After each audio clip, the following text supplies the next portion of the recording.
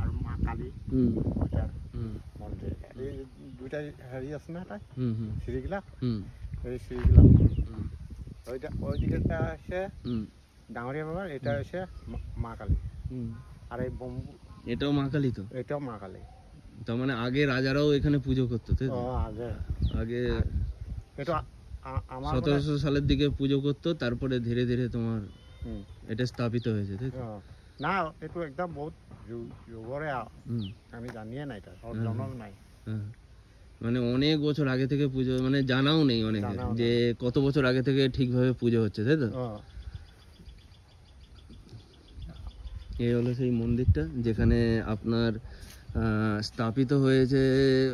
দেখতে পাচ্ছেন যে 1948 সালে, মানে স্বাধীনতার 1 বছর পরে। আর ববভেটা নমুনা চাহা বাগিচা কালী মন্দির, যোরহাট অসমের এটা ওয়ান অফ দ্য বেস্ট পুরনো একটা মন্দিরের মধ্যে। এখনও সেটা টিনের চাল দিয়ে এটা ঘিরে রেখে দেওয়া হয়েছে। এখানে আগে বলি ঠলি হতো, কিন্তু এখন আর বলি হয় না। অনেক পুরনো এটা মন্দিরের মধ্যে কভার হয়। পরে এটা এখানকার গ্রামবাসী আর যে লোকাল এসডিপিও মিলে এই মন্দিরটাকে এস্টাবলিশ করেছে। কিন্তু তার আগে পর্যন্ত এটা রাজাদা আগে পুজো টুজো দিত। মানে 1794 সালের সেই জগন্নাথ বড়ুয়ার টাইমে যে এস্টাবলিশ করেছিলেন, তখন তারও আগে থেকে রাজা, যেমন হলো গুণীনাথ যে সিংহ মহারাজের টাইম থেকে এখানে পুজো হয়ে আসছে। এর আশেপাশের পুরো জায়গাটা দেখছেন, পুরো আপনার জায়গাটা পুরো কভার করা হয়েছে। এখানে এখনও পুজো হয়ে আসছে। ঠিকভাবে দেখা গেলে পরে আরও মা কালীর যে মন্দির, এটা পুরোপুরি মানে এখনও সেইভাবেই ভিটাটা রাখা হয়েছে, যে ভিটাতে আপনার পুজো হয়ে থাকতো।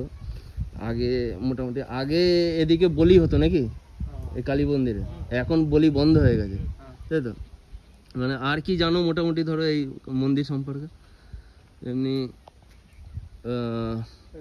আমার কি আহিন মাহ করতে না, এটা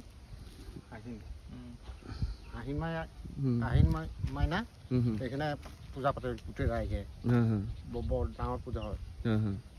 আর তারপরে ডেলি আহে চাকি টাকি জ্বলাবলে, রোজ ইয়ার মাইকি মানুষ আছে। আগে বলি টলি হতো, তারপর বলি বন্ধ হয়ে গেছে নাকি?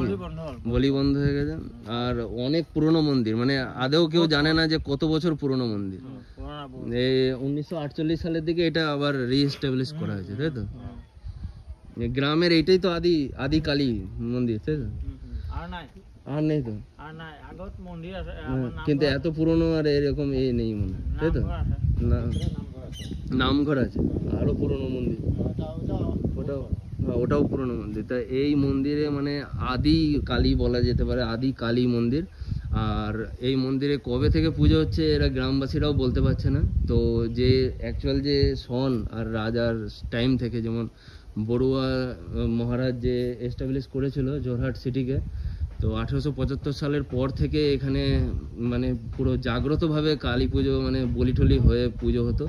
কিন্তু ধীরে ধীরে বলি বন্ধ হয়ে গেছে। আর এখন দেখতে পাচ্ছেন যে সেই স্তম্ভ সভাটা মানে বেরিটা রয়ে গেছে এখনো, কাপড় দিয়ে ঢাকা। এবং আসামের ওয়ান অফ দ্য খুবই পুরনো একটা মন্দির এটা। আর এখনো সেই আশেপাশের এরিয়াটা দেখতে পাচ্ছেন, চা বাগান আশেপাশে পুরো রয়েছে। আর তারই অপোজিটে এই কালী মন্দির। তো এইভাবে আমরা রিয়েল ফ্যাক্ট প্রত্যেকটা তুলে ধরবো যোরহাট সিটিতে, যে কোথায় সবচেয়ে বেশি পুরনো আর কোথায় রিয়েল আপনার আর্ট অ্যান্ড কালচার যোরহাট সিটির লুকিয়ে রয়েছে। সব কিছু আমরা তুলে ধরবো এই ভিডিওর মাধ্যমে। সঙ্গে থাকবেন।